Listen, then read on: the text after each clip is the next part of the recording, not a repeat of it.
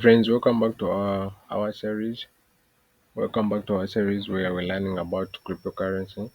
If you're new to my channel, just subscribe and hit that bell notification so you don't miss any other video that I upload. So, in the previous video, we learned about cryptocurrencies. What is a cryptocurrency? I know now we all know what it is. So, today we are going to learn about blockchain. What's blockchain? The technology on which cryptocurrencies are built. So let's just get started. Now I'll give you an example. Today we are going to spend most of our time here. This is where we're going to learn what blockchain is from. We are going to learn it from here. So I'm going to give you an example. Say I have this my friend here. This dude here is called Brian. Then we have this other one called Jude. Then this other guy here called Dan.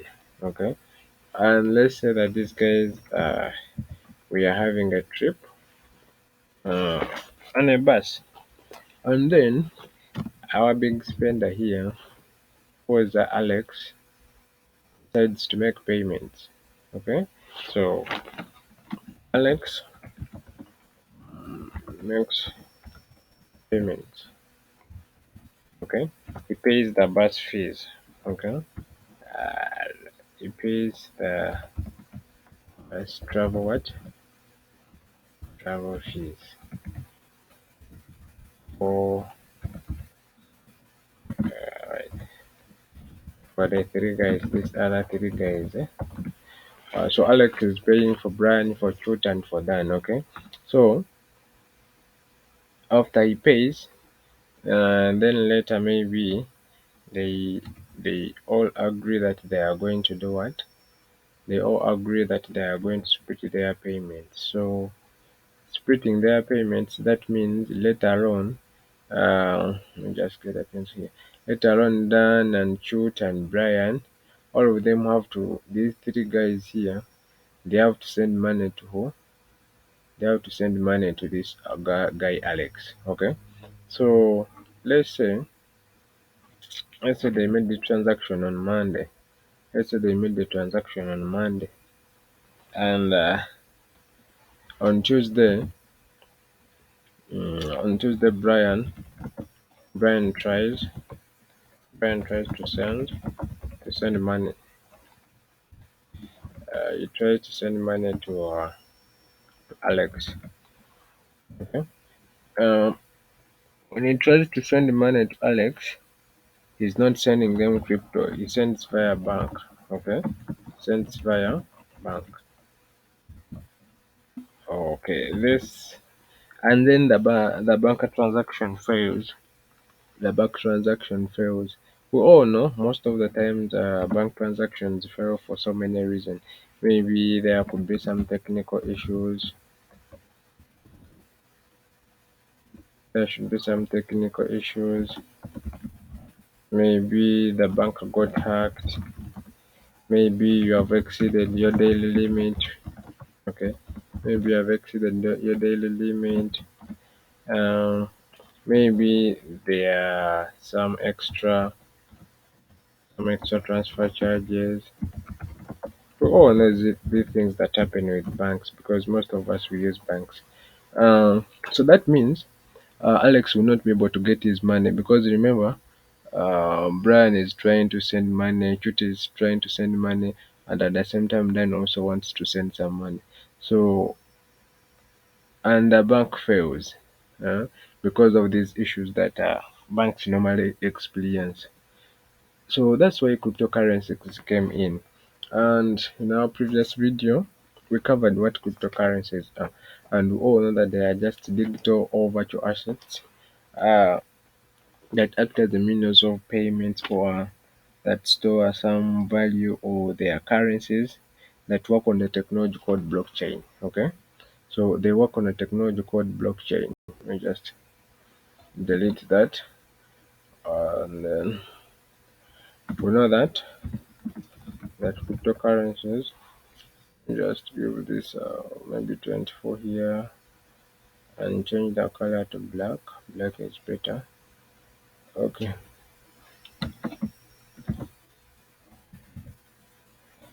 We know that cryptos, let me type this here. Know that crypto are, yeah, digital assets.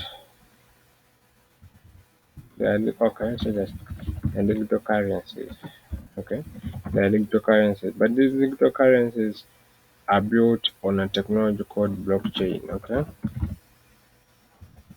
Is what we are looking at today. Why are they built on blockchain? They are built on blockchain because for them they don't have the issues we have seen that banks experience. Okay, or blockchain doesn't have those issues that banks experience.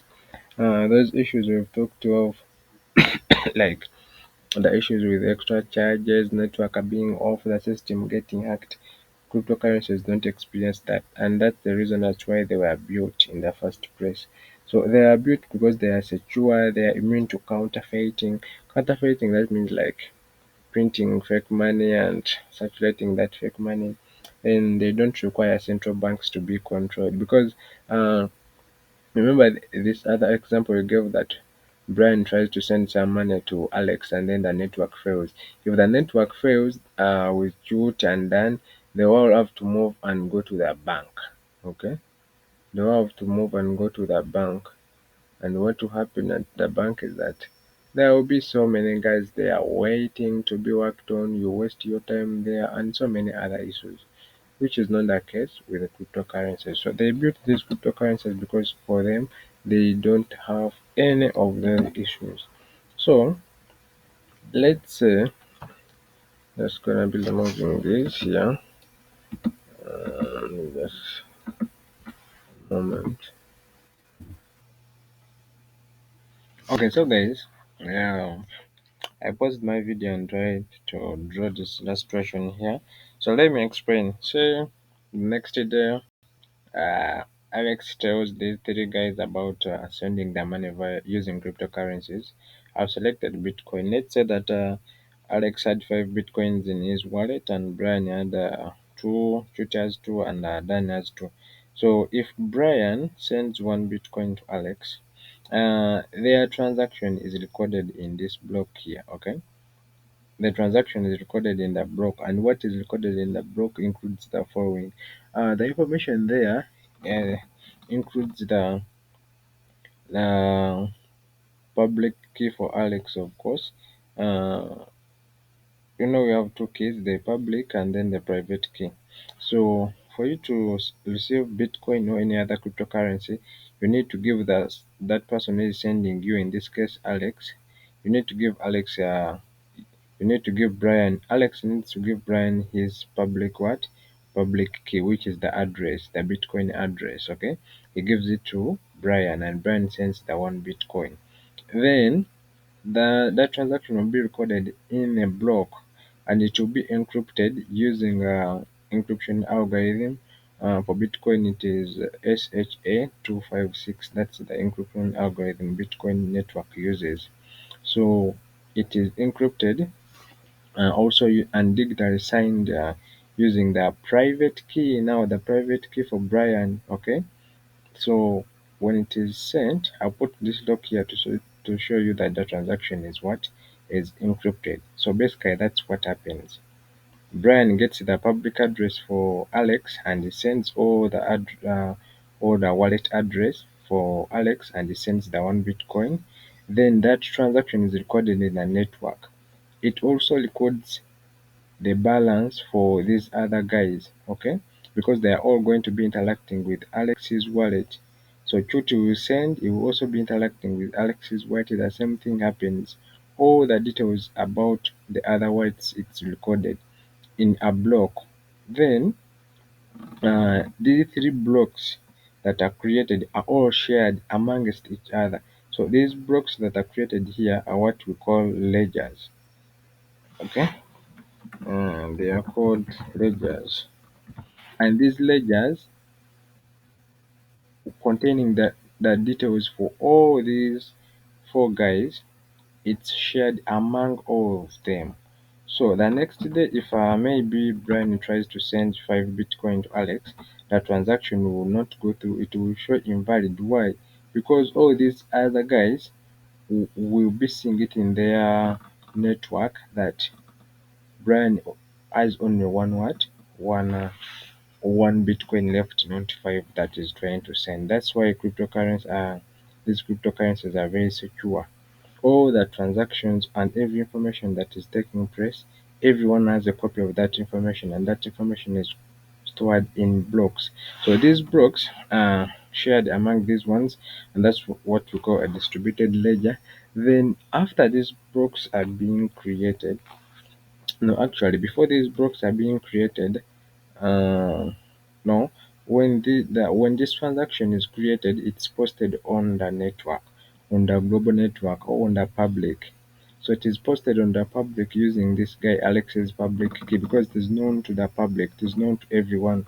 Everyone can access it, everyone can know it. There is no problem with that. So when it is posted on the network, it is validated. When it is validated, it is connected on the blockchain. These blocks are first validated by the validators, and those validators are called miners, the Bitcoin miners. So, what do Bitcoin miners do? They just solve some complex mathematical problems, and the first miner to solve that problem normally they are the ones that add this block now to the blockchain.